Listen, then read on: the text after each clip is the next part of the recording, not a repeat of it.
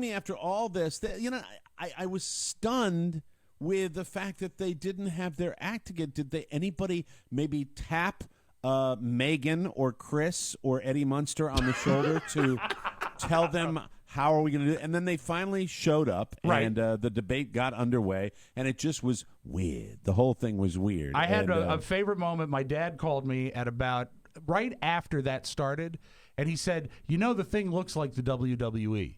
Mm-hmm. And I said, it really does. It looks like a pay-per-view sporting event. Yeah, because the wrestlers will kind of meander out there. It's really not all that well choreographed. All they needed was a big lit-up D on fire that stands for debate. And so I was thinking about it, and this started swimming around in my head. And wouldn't it have been better, instead of that sloppy open, if you heard something like, ladies and gentlemen, Rand Paul! And he comes walking out. Yeah. And he sits there and he leans to the camera with that weird pubic hair that he's got. And he goes, ladies and gentlemen, Mike Huckabee. Holds up a cross. Just going, yeah. Mike Huckabee with that underbite of his nose. They call him the doctor. It's Ben Carson. Comes out in scrubs. Comes walking out in scrubs. He's got a scalpel in his hand. Everybody's got a prop. He's got a scalpel in his hand. Gotta That's be. fantastic. Fireworks. It was insane. It truly Donald was. Trump. Donald Trump. He just comes out being Donald Trump. He wouldn't have to hold anything. His prop is on top of his head. But I think the thing is that Fox, they went halfway. If they really wanted it to be showbiz and match that set they built and put it in a rock and roll arena, make it a rock and roll debate. They were neither classy nor garish. They were right in the middle, and that's They were in the middle, yeah. but they started incredibly strong. I sat up and said, this is going to be, when they said, would any of you commit now, raise your hands if you are not going to support, if there's a chance you would not support the Republican nominee and become an independent, and Trump was the only one. And that it was so targeted towards him that it seemed like that it was orchestrated. But of course, that wasn't helping his cause, as most of the pundits are talking about today, that he did that. And then Rand Paul immediately pounced, and I said, okay, no one's going to be safe. This is going to be a free-for-all. This is going to be the entertainment that everybody wants. And that was it. And after that, they kind of went in, you got Trump being Trump, but nothing that anybody hasn't heard before. And overall, it settled into what I expected it would be, politicians flapping their gums. And the only way I can look at this debate is, and this is for the electorate out there, the people that might be thinking about voting in the general election or in the primaries, I'm going to rank the candidates in scariness. Okay, and that's good because no one's doing that poll yet. There is a candidate that absolutely, and there's a lady on Facebook, I forgot what her name was, but she shared it as well, that Ted Cruz scares her. Yeah. Ted Cruz as somebody, now everybody knows my politics. I'm on the left side of the aisle. Some might call me a far left ideologue, but I don't think I am. But the fact is, Ted Cruz absolutely terrifies me. And I've said it before on the show. There's something about him where you would look into his cold, dead eyes, and there would be no returning. I mean, this guy, for whatever reason, I'm not making this as a rational analysis of the man. I'm saying his presence, his demeanor, there's something about him on stage that absolutely freaks me out, and he is followed a close second by Dr. Ben Carson. Really? You think? Absolutely. I see Ben Carson, and I think Turistas. The movie Turistas. That's what when I see Ben, because when he says, I'm the only one up here who's separated Siamese twins. Did you find him frightening until he started talking about his medical anomaly surgeries? You know what? That was the scary. I'm the only one that's removed half a brain. But you see, that's my least favorite part of the debate last night is when everyone got a chance to work in their prepared debate liners. And that was his prepared one. Huckabee had his Hillary joke, and it was so uncomfortable. Huckabee doesn't scare me as much as he makes me want to puke. Yeah, I see that. Because Huckabee has that underbite folksiness that just is like, golly shucks. God. I seriously picture Mike Huckabee going back home, watching Ronald Reagan video and studying it and saying, how can I look as, how can I appear? He doesn't look anything like him, but how can my presentation style mirror my presentation mirror that of Ronald Reagan, and that's what he tries to do. So so you got your about Ted Cruz. It's funny, you had the exact same phrase I would have used, dead eyes, and I feel that if you were to ever get close and look into his pupil, you would actually see a flapping bat like in old Dracula movies. I think he's got evil incarnate living inside him. Well, he's also the one that got the God question up there, and I think some of these guys don't realize that everybody in the country does not come from the same background as they do, and so when he answered that God question, and I go to church and I believe in God, but when he answered, well, I've been washed in the blood of Jesus Christ as our Savior, who has anointed me. I'm the one with the forehead coming down the aisle of Jesus, who says on the cross that, and I'm like going, okay, just dial it back a little bit. I'm somebody who believes in the separation of church and state, but it was interesting to watch him. He frightened me. Ben Carson frightened me a little bit. He was a little nervous at the beginning. Let me see. And then in order, you got, as far as the scary ones, after you get by Ben Carson, Donald Trump, and Ted Cruz, the rest of them are just run-of-the-mill politicians. They don't scare me nearly as much. I kind of like I kind of think, if it was Rubio, if it was Christie, if it was Kasich, I think, and everybody said, of course you like Kasich because he sounds just like a Democrat. Now, I have a question for you about Rubio. We've watched Rubio for a while. He had that thing where he drank the water during the response. Right. Have something happened to his ears? No, he's always had those ears. Has he always had those ears? And by the way, I got ears. I mean, I got some Dumbo big taxi cab ears. His ears. Looking good. Seriously. Was that Ro? That was by the Rob way, Ford. Oscar's not here today, so look who's slid into his seat. And have you lost a few lbs, Rofo? Yeah, a little bit here. You've lost a little bit of weight, I noticed. That's all part of the plan to get Oscar's job. But I also wear shirts that frame my body nicely, so... Thank you. I give you a couple sharing. tips after the show. I appreciate that. Yeah. What? Because I'm wearing Klingon stuff. This is me, buddy. Yeah. There you go. You're at a 9 right now, but I want to bring you up to that 10. Yeah. Keep wearing those horizontal stripes. They really flatter. Yeah, that's right. Absolutely. That's what I want to say. Look like he broke out of fat jail. Let's take a break. Fat jail. That's the fat jail uniform right there.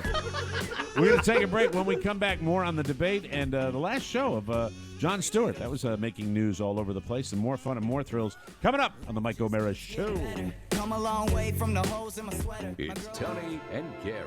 Hey there, boys and girls, ladies and gentlemen. I'm Tony Perkins. Ladies and gentlemen, I'm Gary Stein. And on tomorrow's episode of our show, I got out of my room on the 10th floor, went to the elevator, hit the button, the door opened, and somebody who works there, a maintenance person, comes out with some equipment, but he's left a horrendous body odor smell. And I get in the elevator, and I feel like if somebody gets on, I have to explain and go, listen, I know you're smelling what I'm smelling. It's not me. The Tony Perkins Show. Yeah, not when you were in our studio, Gary. We're not playing that. No, I'm kidding. Kidding, of course, just playing out his paranoia. Anyway, welcome back to the Mike O'Meara Show, brought to you by Vistaprint. What if I told you an amazing way to promote your business for under $10? I hope you know this by now. Right now, Vistaprint.com, 500 business cards for just $9.99, and all you have to do is enter the code How's that? Start. How you doing? Yes, sir. All you have to do is enter the promo code TMOS at That's checkout. $9.99 for 500 business cards. This is the best deal out there. You can pick from tons of industry-specific designs. What are those? I've never understood that. That is really simply, if you work in a factory, they got a factory type logo. Right. If you work in radio, you've got the radio logos. You've got all the different designs that they have. The first that can card focus. I ever got from them, they, because of radio, they have a host of microphones that you can use, and it's fantastic. It's right now there, you can ready do to it use. totally customizable as well. You can upgrade to their signature stock. You can put your own artwork on there, like we've done. I hand out my TMOS cards all the time. It is a great way to promote the business, and it is still one of the best deals you will ever find online. online. We love Vistaprint. We want to try you to try them. So here's a special offer. Just use the code TMOS at Vistaprint.com, and you get 500 business cards for $9.99. That is a 50% savings. Remember, your satisfaction absolutely guaranteed. If you're not happy, Vistaprint makes it right. Just visit Vistaprint.com and use the promo code TMOS to get this offer. Remember TMOS, and don't wait. Go to Vistaprint.com. Order today. So we're in the middle of our discussion about the debate last night. A lot of different moments they were saying, and I just wanted to get it right out there that the people that scare me, and there are people that get pissed off when I say that. There are people that'll say, of course you're saying that just to say it. No, I'm being very honest with you. What it is for somebody that's on the other team, and this is me talking right now, it is somebody that would be in there that wouldn't scare me to death. I just don't want a president who's going to be from the dead zone. I don't want somebody who's going to shake hands and we're going to realize that the missiles are going to be flying, and they all have kind of a similar approach to things. But what would be the other observation I would take away? So you got your Christie, your Kasich, your Marco Rubio. Sure. And I'm trying to think who else. There might be a fourth guy that's up there. No, Huckabee weirds me out. Yeah. Huckabee weirds me out a little bit. I would like to know who at Fox Chris Christie pissed off that they put him on that end podium. So every time they went to the wide shot, you saw that ass. I think he was. Well, wasn't he? Didn't he eke in? Didn't he just? He just got in on the skin of his. Yeah, he was. I think teeth. he was on the very his worn down, well used teeth. Right. But I don't know, even if he was, the last one in, that doesn't mean they need to put him right there. Did you get the ultimate, and I meant to write this down, and I didn't. I'm very glad that I remembered it. Did What's you that? get the one Chris Christie takeaway from the debate? And it was, I think, when he was offering his final statement. May have been somewhere else, but I think it's when he gave his final statement. I did not. What was it? Where his father worked. Do you remember where his father worked? It was a food factory, wasn't it? It was in Jersey, the Breyers ice That's cream. what it was. I would have thought you would have stood up and screamed at the television when you saw that. And the Breyers Breyers ice cream factory. If you were forced, wonder. well, sometimes You people, imagine you get all the free mint chocolate chip you want. Jesus, that'd be incredible. Dad's coming home. It's Friday. We got all the extras. Oh my God! After watching the debate and knowing that these is not, none of these are your guys, can you pick a winner? Did you see one that you thought won? Because I think I do. You know what? Here's the thing. I don't want to say it's the Ohio governor, John Kasich, because John Kasich said some things that were extremely reasonable. Right. And I think very brave in that particular environment. And so I like that because of my politics. As far as the winner was concerned, I know it's easier to pick the losers in debates like that than it is to win. Jeb Bush came across as a panty waist like he's come across before. And were you He shocked just as I was? twitches, nervous. Were you shocked as I was at his lack of polish?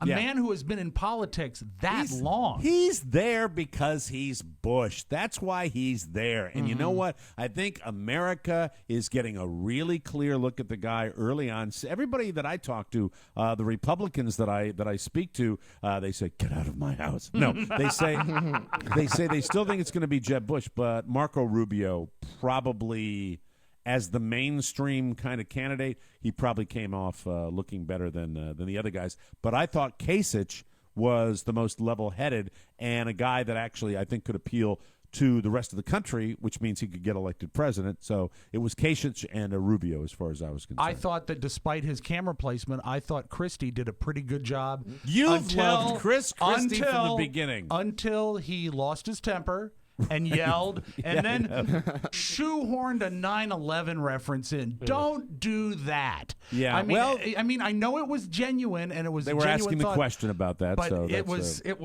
was seemed like he really sort of is this forced the it fight in there. between Rand Paul and Chris Christie? Yeah. a good fight. It Good was a fight. good fight. You want to hear it? Yeah, let's hear that. This is the exchange between Senator Hair Club for Men, Rand Paul, and Chris Christie, Breyers Ice Cream. Dad's home. Dad's home. Oh, hold on. Here we go. I want to collect more records from terrorists, but less records from innocent Americans. The Fourth Amendment was what we fought the revolution over.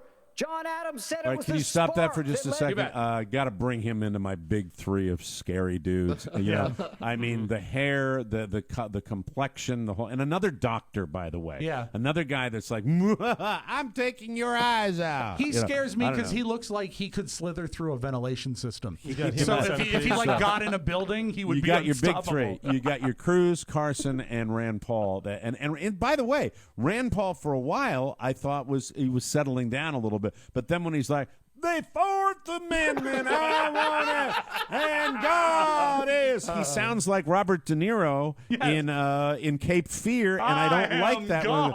I am God, and He is me. I will protect you. But scary. So this is him yelling at Christie, and then Christie yells yelling back. Yeah, back to the brouhaha. to our war for independence. And I'm proud of standing for the Bill of Rights, and I will continue to stand for the Bill of Rights. And Megan, that's a completely ridiculous answer.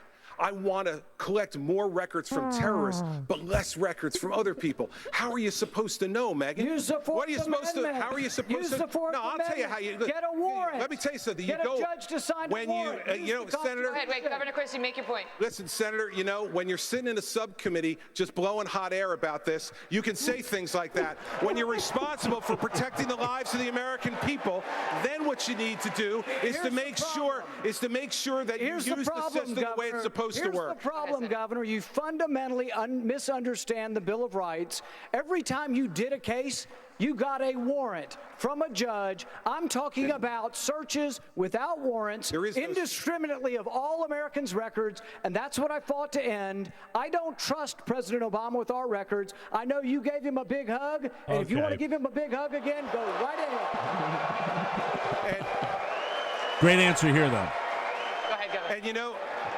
And Senator Paul, the hugs that I remember are the hugs that I gave to the families who lost their people on September 11th. Those are the hugs I remember, and those had nothing to do with politics. You hear the audience, though? Yeah. Look, I don't want to piss off all the Republicans again, but you hear the audience when I said the hugs I gave were the people that lost people. I'm like, oh, shut up. Yeah, who cares about that? One last piece of tape from last night. Did you hear, you know who they chose to do the analysis on CNN? I was surprised. It was our own intern, Mac.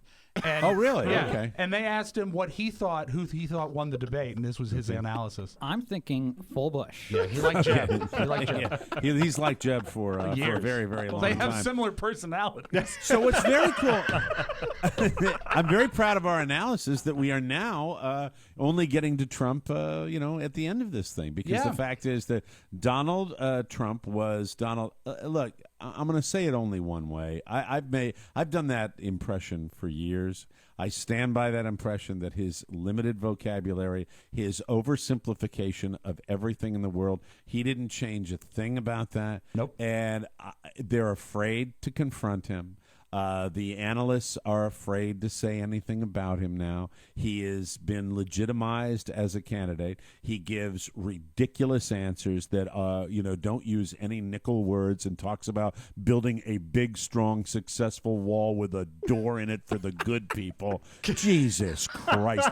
Why is in this country no one talking about that? I would have just been thrilled if one of those talking suits stood up to that bloviating douche and just said something like, you're out of your mind and you're oversimplifying the world's problems. You're not offering any substance, which he didn't. You're not offering any detail, which he didn't. What he did was, even when confronted on his misogyny with Megyn Kelly, Right. who did it with her trademark Fox smirk. Yes. The fact is, he didn't even back off of that, and so it just to me was I'm really, his shelf life for me is about over, and I'm just getting so tired of I was the best, the polls show I'm fantastic, I'm successful, I'm good. It's wearing me out. It really is wearing me out. And I'll tell you, I just want to say one more thing.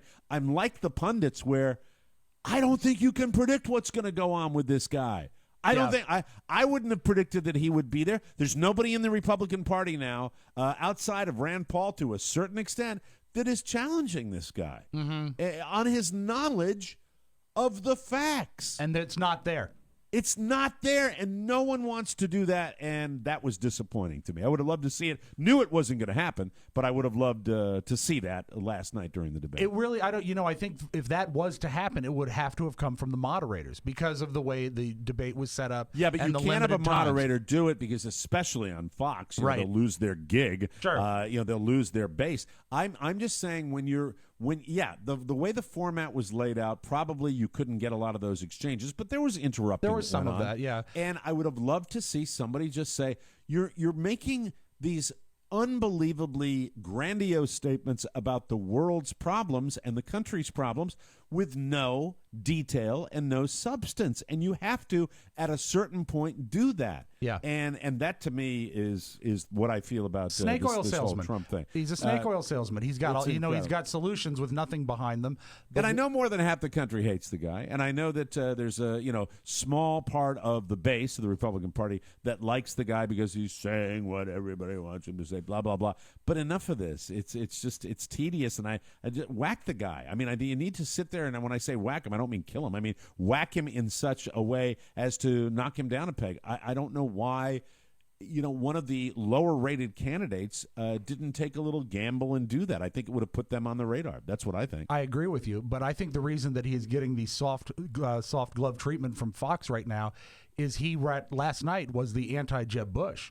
He had lots of very quotable, easy to encapsulate opinions, nothing to back them up. He was slick. He was fairly dynamic. I mean, face it. He's a businessman. I even laughed at the Rosie O'Donnell line, and I felt guilty for laughing afterwards because he has said that about different women all the time. And how easy is it to say, "I'm not going to be politically correct anymore at all"? Oh, yes. Oh, how brave you are. No, brave is what John McCain was, you dick. Precisely. That's what I think. And I haven't forgotten that, by the way, what he said about a true American hero. And somebody said, "Hey, Mike O'Mara, you didn't vote for John McCain." No, I didn't vote for John McCain. But the fact is, I never disrespected John McCain's military service ever, And, I think that it just stuns me how he really is, because he's got this support, he's getting a complete and utter free pass. And you know what? Enjoy the ride, fellas. All you other suits there that might be a little bit more reasoned and thoughtful and learned on the issues, let him go. Let's see what happens, because stranger things have happened in the world in politics. Keep your fingers crossed, Mike. I like our analysis from yesterday. He's the crazy hot chick who's great in bed right now, but America won't marry him.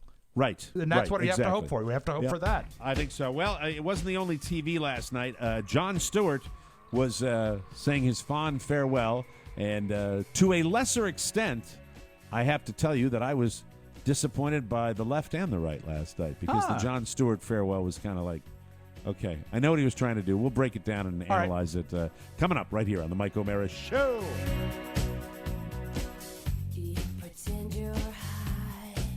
Welcome back to the Mike O'Mara Show. It's now available, and you guys have been buying it. We want you to buy it more. Buy 2 copies. Buy 4. Buy 6. Yes. This weekend, buy 10 copies. Buy 10 copies and tell me you did that, and I'll call your family and wish everybody in your family for a whole year a happy birthday. There, I said it. Wow. It's not on the same day, though, just on one day. Thank you. It's Open Mike, the audiobook. You're going to love it. Listen to the story of the Mike O'Mara Show. I'd like to thank Lisa, Jennifer, Todd, and Ryan, and also your parents, Wendy and Mac. Thank you very much. Listen to the story of the Mike O'Mara Show is read by the authors, Mike, Rob, and Oscar, in our own words. The entire book, and then some. Do you have a clip from the book today? I do. And I've listened to the book 3 or 4 times now, and I think one of the greatest things in it is that legendary stories finally have been committed to a tangible format where people can revisit them again. Right. One of the all-time classic Mike O'Mara stories takes us back to his youth. Oh, no. She said, "No, you can't wear your skates in the house." I said, "I have to go bad. I got to go poo." And she said, "No, you can't." I crapped my pants. Kathy Parsley. And, of course, when my parents got home, I was the one who got in trouble for that. I humiliated him. I'm sorry. God almighty. One more time. Kathy Parsley. And, of course, when my parents got home, I was the one who got in trouble for that. I humiliated him. Yeah. Your breakups in the recording sessions are my favorite things in the book. Very difficult to read a book that your name is on, and then you have to tell the story about crapping pants. And by the way, we just sold some books just now. $6.99. Get it at MikeO'MaraShow.com or at iTunes or Google Play or Amazon. You can download it instantly on iTunes. It's Mike O'Mara's audiobook. Open Mike the audiobook. You're going to love it. A brand new TMOS experience, unlike anything we've ever done before. Actual archival audio, impressions, genuine voices, genuine stories, and genuine laughter. Welcome back to the show. So I look, I don't want to go hypercritical because that's what I like to do a lot. Right. But the Jon Stewart show last night, I was really, really excited because I have watched a lot of daily shows. Sure. I'm going to miss this guy tremendously. And I think I was looking for a little bit more mainstream, and it just to me was, I understand what he was trying to do. He's a generous guy. Yes. And everybody was featured. And I think that's the drawback for at least the beginning of the show, is that everybody was featured. Look, I understand that you've had lots of these correspondents over the years, but did you think that they all needed to be spotlighted? I thought hey, about it. John Smith, Yeah. what are you doing here? When it's like, who the hell is that guy? That it kind of was lost on me, I guess. But for passionate fans of the show from the very beginning, it was probably very special. But you see, here's the thing. I'm not a passionate fan of the show. I know the show, and I watch it occasionally, but I liked what he did because what he was doing in a very, very generous way was showing the importance of what they have done in the 16-year run or whatever, and it kept bettering itself. They it got better, and they finished with Stephen Colbert. But there was like several ones they could have stopped Stephen on. Colbert. I know you're not a fan, but not a fan. they could have stopped on, even when they brought out Louis Black, because I hadn't thought of Louis Black on the Daily Show in a long time, and he's great. And but they Steve just kept Carell. and it kept getting bigger and bigger and bigger. I liked the correspondence thing. I thought that was good. Well, I thought it fell apart in the middle with that. You know why? poorly You know realized. do you know why it fell apart in the middle? Why? 2 words. What? Ed Helms. Ed Helms. Not a fan. Ed Not Funny Helms. Ed Luckiest Man in America Helms. Ed Boring Helms. Ed Dentist Helms. Has the tooth out. Jesus Christ. But Mike, what that about guy. when a comedian sings? That's funny, right? Yeah. Oh, God. Give me a break. Hey, I thought it was anyway. nice of Jon Stewart. You want to know what the most generous thing he did last night was? Mm-hmm. He didn't mention the Vacation movie.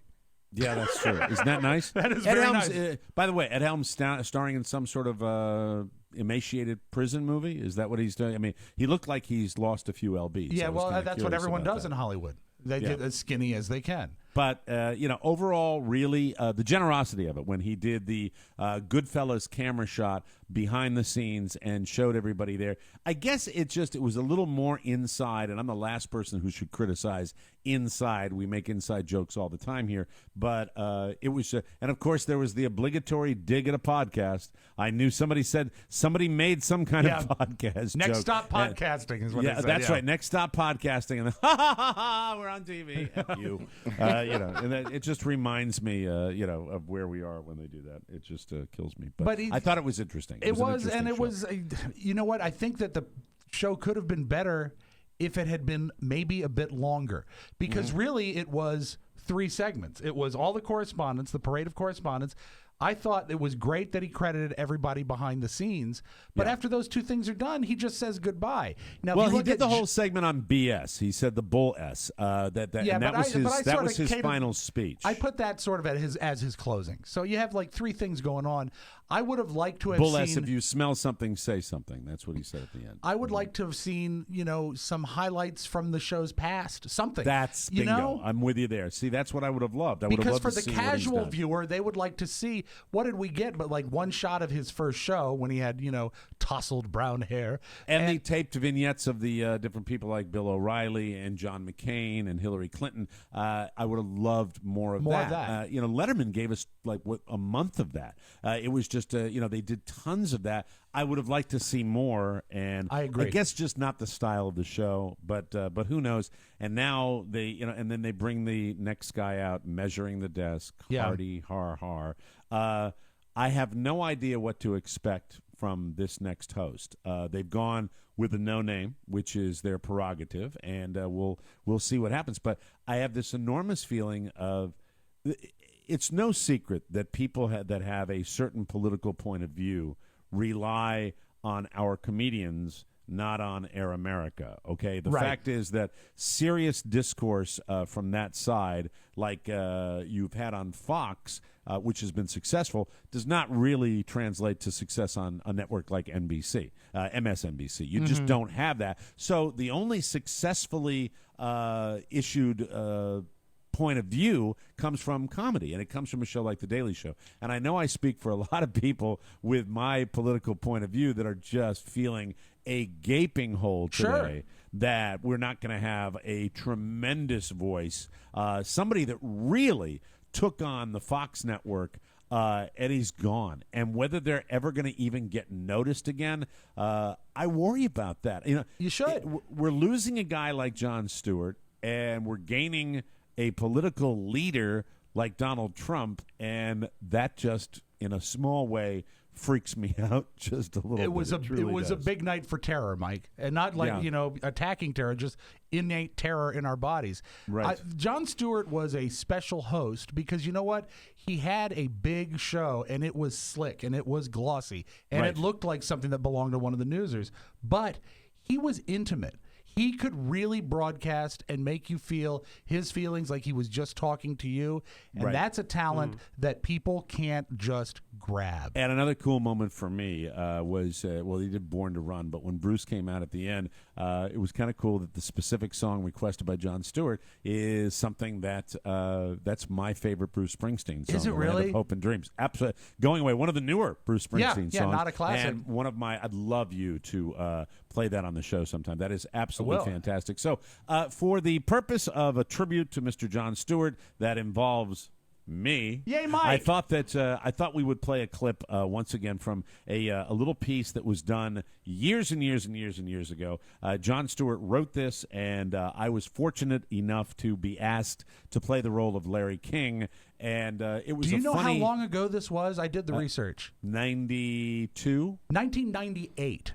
But that's still nearly 20 years ago 20 from his years. book, Naked Pictures of Famous People, is where the essay was published. This is the Adolf Hitler interview, ladies and gentlemen. Yes, it might cause a little controversy out there, but Jon Stewart playing the role of the Fuhrer, and of course he is being interviewed by Larry King. It doesn't need much more setup than that, other than this is what what Adolf is up to now, as interviewed by the great Larry King, and played by yours truly. Let's listen. Good evening, ladies and gentlemen. Tonight we bring you perhaps the most controversial show in the history of Larry King Live. He began his career as president of the fledgling National Socialist Party, the Nazi Party, in Germany. After a failed coup, some prison time, and a best-selling book, he re-established himself in the German hierarchy, first as Chancellor and then as Führer. The next 10 years under his watch saw Germany's return to power, shame at the Munich Olympics, a failed marriage, and finally, one hell of a world war, complete with what was thought to be a cowardly demise by his own hand. Tonight, risen from the proverbial dead, we welcome Adolf Hitler. For me, as a guy that's such a fan of you, what I love is that is 1998 Larry. Your Larry impression has changed with Larry. A little more energy now. It's just like, what are you going to have for breakfast? That's right. Back to the tape. We welcome Adolf Hitler. First of all, Larry, I don't know what I was so afraid of. These bagels in the green room are delicious. Well, Chancellor Hitler, I have Please, call me Adolf. Adolf, yes. Well, first of all, I have to say, quite frankly, we were very reluctant to have you on. Well, I can't say I blame you for that. I mean, you hear the name Hitler. Well, in the end, we decided this show is about newsmakers. That's been my motto through 40 years of broadcasting, and critics be damned. I'm not about to stop now. I don't know what you're talking about. What do you say to all those people out there, the people who view you as a demon, the perpetrator of the most vicious and incredible... Guilty as charged. Larry, look, I was a bad guy. No question. I hate that Hitler. And this new Hitler? I get up at 7, have half a melon, do the jumble in the morning paper, and then let the day take me where it will. The other day, I spent 7 hours in the park watching ants cart off part of a sandwich. Me, the inventor of the Blitzkrieg. You know, when you stop having to control everything, it's very freeing. Oh, why did you do it? Boy, the $64,000 question, huh? I wasn't a happy kid. I mean, I'm not trying to make excuses, but you go through high school with one testicle and the nickname Schiller. I'm sorry, they can bleep that, right? Anyway, can I play the closing one more minute? I love the way it ends. I really do. Very good. All right. After all these years, why resurface and open yourself up to the incredible tumult that your return has created? Stay off the radar. No, that's a good question. See, I had been talking a good game for many years now. What a changed man I was, how I'd found real peace. But I was still playing the blame game. My therapist challenged me to put up or shut up, to prove to myself that I could take responsibility for my life. So, here I am. We've been talking with Adolf Hitler. The book Is it over already? I'm afraid so. That was fast. That is so cool. I love that you did that. You know, they did approach Larry King to record it, and he said no, thank you. No, that's a hot potato. What do you think? I'm nuts? I don't care. Who's Jon Stewart? All right, so he didn't want to do it. Anyway, I wanted to mention that last night, once again, out on the family 20-footer, and they had what they do around here. It was the first time in quite some time where, even though I'm working up here, I felt like I was part of the vacation thing. And they had what is called a flotilla. Mm-hmm. And that is where all the boats from around here tie off to one another. They go out in the middle of the bay, and they drift, and everybody drinks wine. Yay! And so everything was going well. Still have that inferiority complex, just a little bit, where I'm, just watching everybody saying, "Is anybody slighting me? Is anybody slighting me?" But it was very cool, and it was really just a very special time to get out there and do this. And everything went fine right up until the very end. Outside of the fact that Carla, still like slaps my hand when I'm reaching for hors d'oeuvres and stuff like that. It makes what me feel hors d'oeuvre like I'm 4 years was old. denied you? Well, there was a pate on the boat. There was a lovely little spread to go on a piece of bread, and I reached for it, and then it's like, ow, God damn it, Carla. And then Carla has cooked my mom's brownies. It's like saying to a man like me, "Don't eat these, but look at these." Ooh, aren't you mean these like wonderful? real brownies from scratch? Oh, my mom made the best ones, and Carla is honing and refining the recipe. God. And these are exactly like candy. It's so she makes them. They fill the house with brownie-licious smells, and then she puts them out on the counter to cool. Of course. And I walk by them, and then I'm supposed to ignore these. And I have found myself behaving, like a common criminal when I'll be out in the kitchen, and I'm like, "Wow, man, there's still water on the deck from last night." And I grab it once. She immediately knows that I've got the brownie in the hand. So, outside of that embarrassment, everything was fine. What is that, Carla? A great blue heron? Look! One would think that, we're not on major yachts here. We're in little center console, little boats, and we're blessed to be in those, and everybody's very, very happy. But these are not large vessels. These are small vessels, and I think perhaps bringing on a regular wine glass onto the boat can be problematic. Sure. And it was getting close to debate time, and I said, I'm going to have to untie from everybody, and we got to head in. Some people were staying out there. A couple of us wanted to come in. So we untie, and I'm like saying goodbye, and I'm like, hey, I'm kind of the in crowd. This is fantastic. It's like, hey, good night, everybody. Thanks so much. Really, really appreciate it. This is wonderful. Good night. We got to get back to see the debate. And I slowly pulled away, and then I said, okay, cool, man. Going to floor it, and kind of zoom away in my own little thing. And I put the throttle down on the boat, and... Oh! And that's exactly it. It wasn't, that's not what a wine glass would normally sound like by smashing, but it hit the back rail and shattered into a million pieces, shedding shards of glass everywhere. And I look up and I look back at the 30 or so people that are on all their boats, and everybody's looking at me like prairie dogs coming out of a hole. It's like, we're okay here. It's just me, the youngest, making an ass out of myself again. That's what I did. Thank you.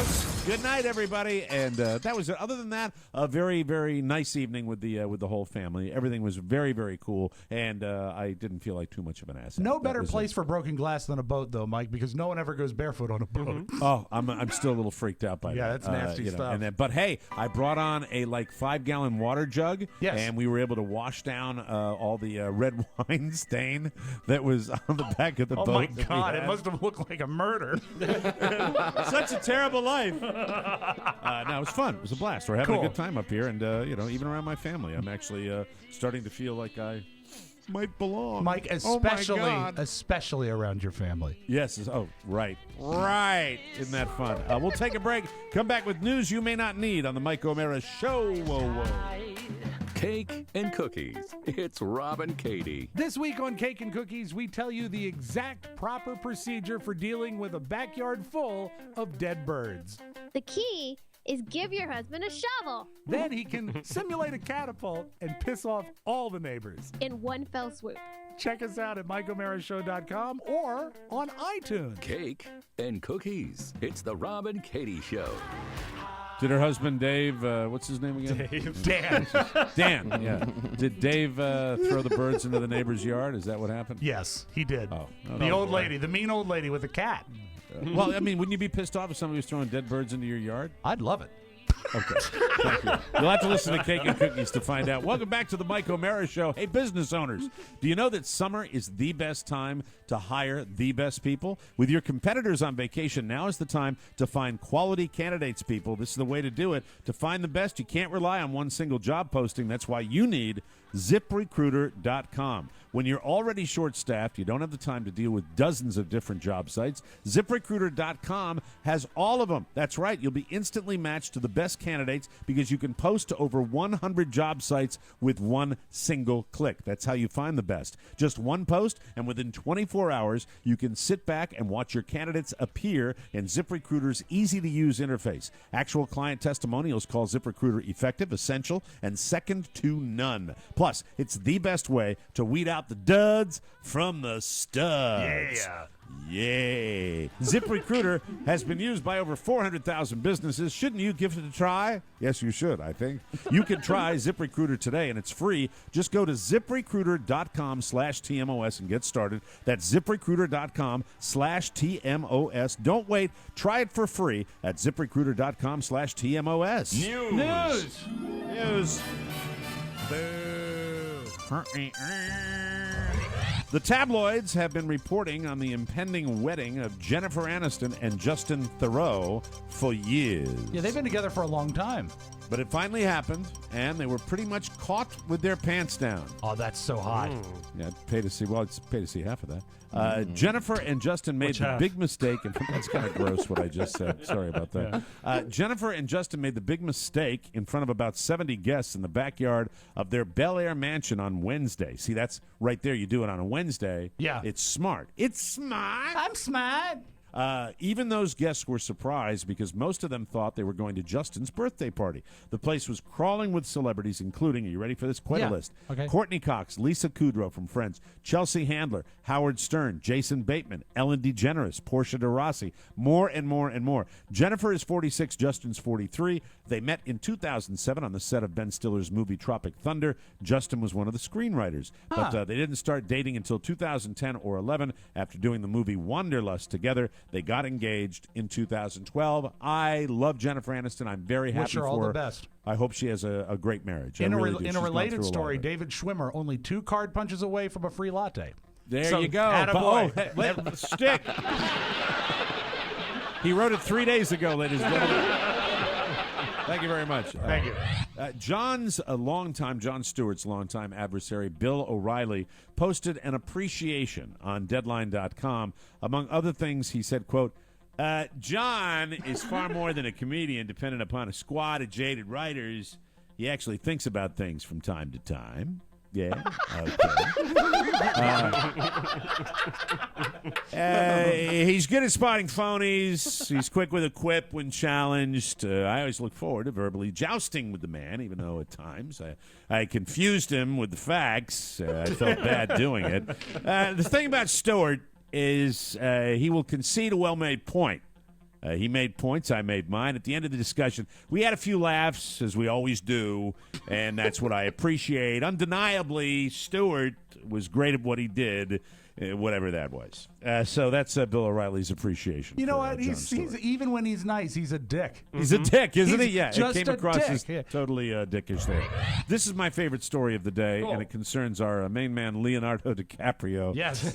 You've seen the photos of DiCaprio with his beard, correct? Yes. You've seen them all over the internet. The National Enquirer, whenever I have a headline from the Star or the Enquirer, I know it's going to be special. The National Enquirer claims that a woman was hanging with Leo when she spotted a flea in his beard. Oh, no. Obviously, she freaked, and it wasn't a one-time thing either. Friends like Tobey Maguire and Kevin Connolly have even been busting him about his little habitat.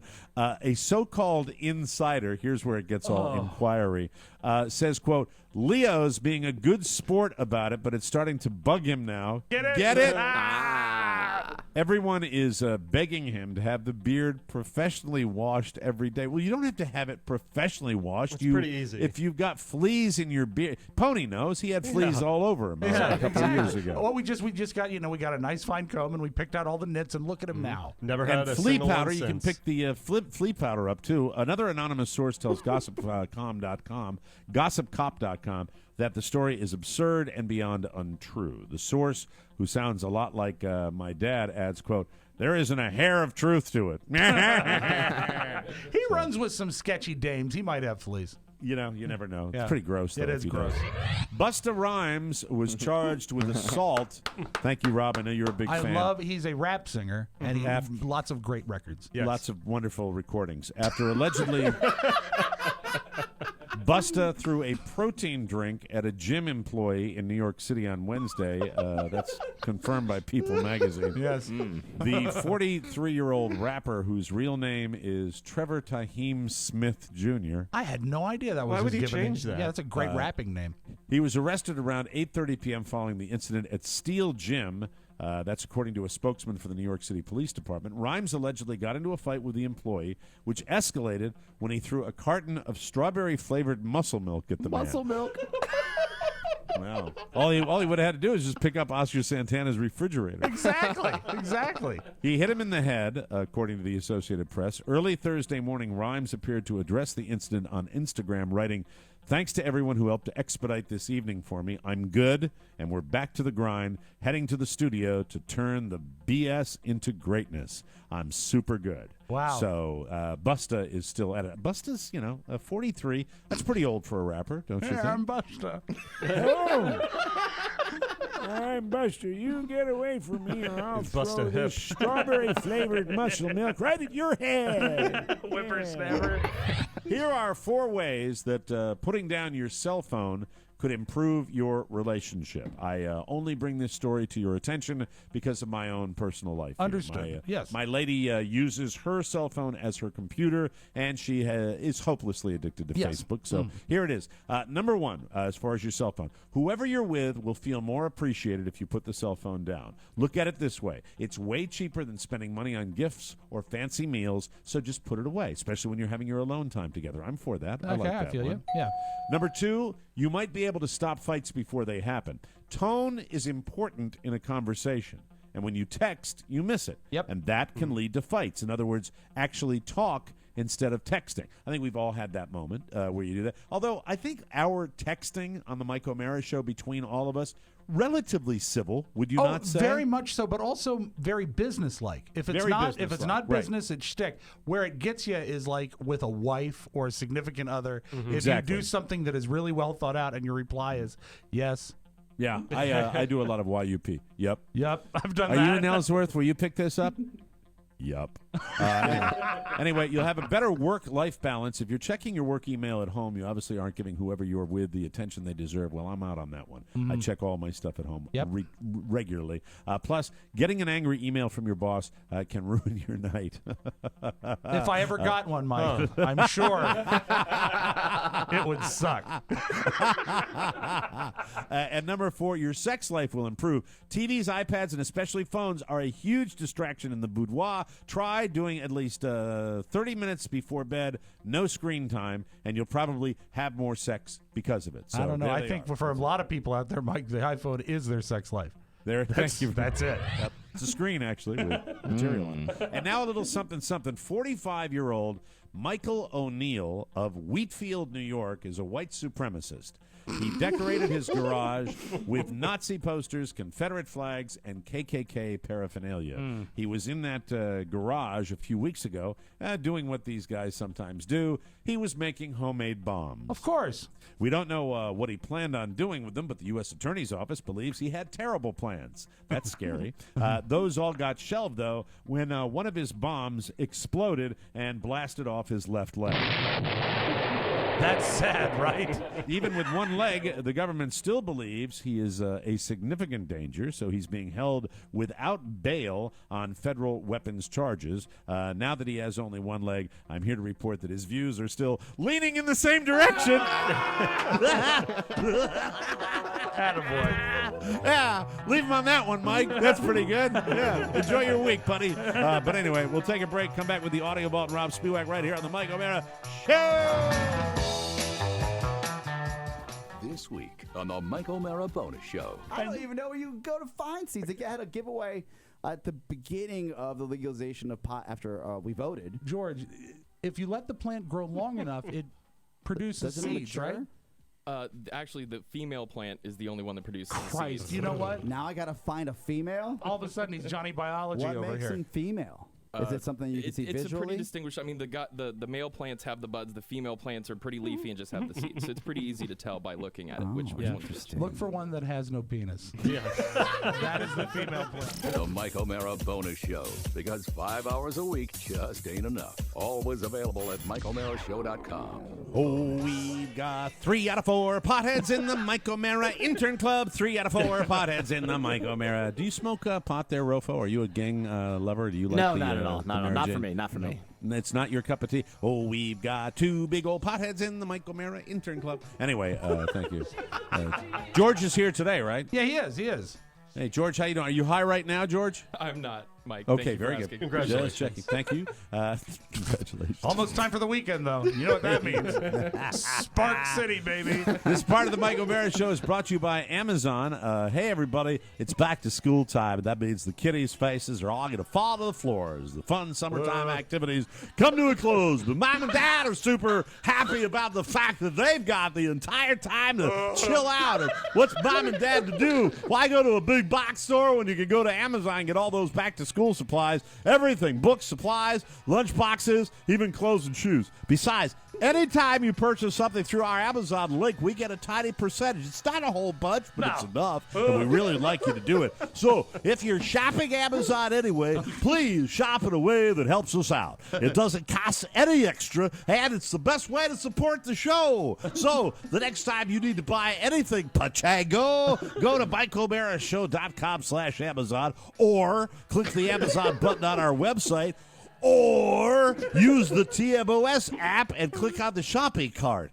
Then shop like you normally would. It's that simple. Thank you, cousins.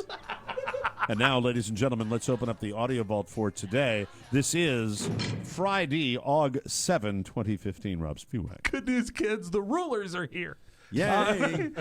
We talked a little bit about Trump. Trump out-Trumped Trump today on the Today Show, and I have to give you credit. You said it earlier. Your impression of Trump is based on Trump 2 years ago, but now Trump is doing Trump. Trump is doing Trump, and on the Today Show today, he gave you an The even best. dumbed-down version of his dumbed-down And version. it's my favorite thing ever, Mike. It's Trump doing a phone interview on the television. Exactly. Because he's so scary busy. Right. If you missed it, I've put the entire interview into about 35 seconds. Right. And I want to call your attention to 2 things before I play the tape. First of all, he calls the other candidates contestants.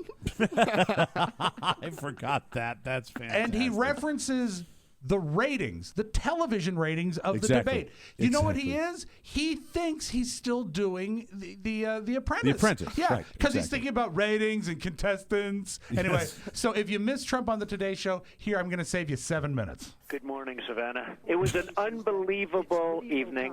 I had a great time. Some of the contestants, some of the folks that I met there were fantastic, and we've just had a great evening. Stop the And tape, right because now we I- have to do a Trump analysis right now. So when he screws up and says contestants, right, he comes back and he's trying to find the The word would be folksy. candidates. The word would be candidates, some of the other candidates, but instead he goes, folks. Yeah, I love simple. this man. Let's take it from the top, because I like hearing him say contestants. Good morning, Savannah. It was an unbelievable evening.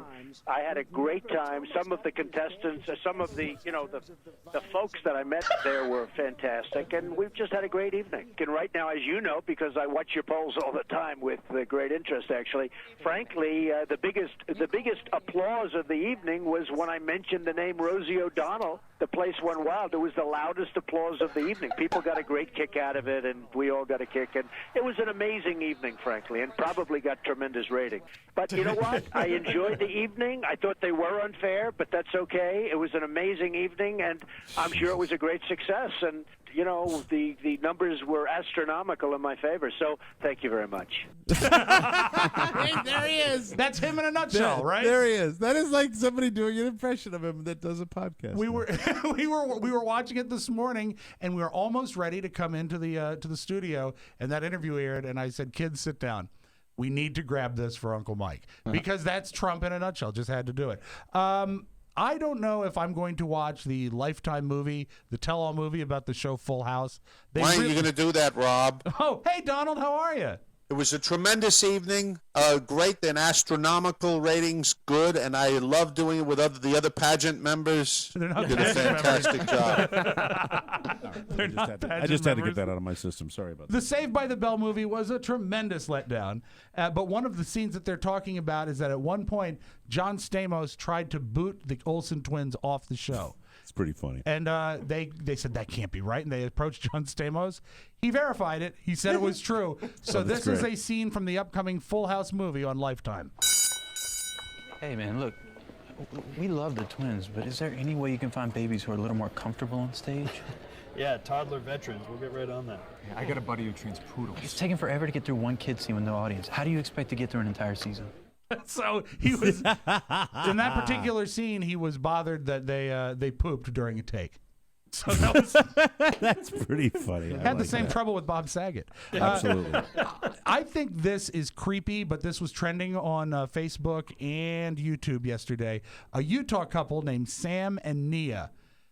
They were trying to have a kid, and the lady, for some reason, was dragging her feet on taking the test. So the guy got out of bed at night after she went to the bathroom and snuck urine out of the toilet and did a pregnancy test behind her back and then revealed it to her. Now, while this is sort of charming, I guess, because we're getting to hear a woman find out she's pregnant, this man actually had to go and get an eyedropper full of pee in the middle of the night. Can I ask you a question? So why wasn't she testing her own? That was never explained. It was never explained. For some So reason, he just decided he would check it out Right. and see what was going on and surprise her when he found out. That's kind of weird. It's weird, right? So far, nothing on the test. Okay, stop it right there. That's all you need to do is hear the creep. You know? Yeah. Oh, he's a creep. So far, is it and now? Okay, I haven't heard it. I've never heard this tape. When he lets her know, is there a lot of?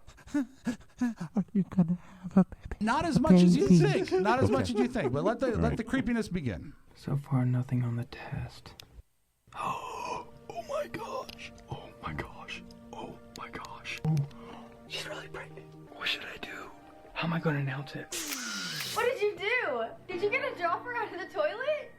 No, you didn't. I did. No way. Are you serious? I'm dead serious. Are you 100% serious? Well, yeah, I just did it. Wait a minute. I can't believe I'm finding out like this. I had all these plans to tell Sam when I found out. This isn't fair. So I'm pregnant. I'm gonna have a baby.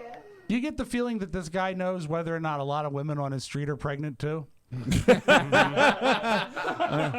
The weird part is when he came up and he took her head in his hands. Oh, ew! All right. Did you watch? You got to watch. And Mike, everyone is excited about the Bernie Sanders candidacy. It's still happening, and a matter of fact, he's picking up endorsements left and right. Ben from Ben & Jerry's has endorsed Bernie Sanders for president.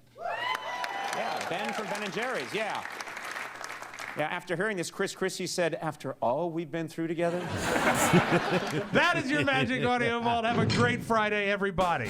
That's it. Another Mike O'Mara show has come and gone. We're taking 1 week. We will be back a week from Monday with Rob and Mike here. I'll be in Maine. Rob will be in Washington. And Oscar Santana from Beverly Hills. Los so Angeles. Be sure and join us for that. Be sure and join us again for more fun and more thrills at MikeO'MaraShow.com. If you want to correspond with the Mike O'Mara Show with a letter or package, send it to TMOS, Box 2796, Leesburg, Virginia, 20177. To get your message or birthday request into the Wednesday mailbag, email Rob with 2 B's at MikeO'MaraShow.com. The Mike O'Mara Show relies on your word of mouth. Tell everybody you know about our audio book and buy it this weekend. Yes. Only $6.99 on iTunes, MikeO'MaraShow.com, Google Play, and Amazon. For Rob Spiewak, Oscar Santana, Rofo, Pony, Noel, George, Mac, everybody associated with our show. If you like Jon Stewart. I like it.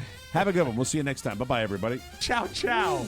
Wait, don't go. I need to tell you that MikeO'MaraShow.com/Amazon is perfect for all your online shopping needs. Shop the best way. Shop Amazon. And please go through our website. Always open at MikeO'MaraShow.com/Amazon. Mike O'Mara, Radio Entertainment.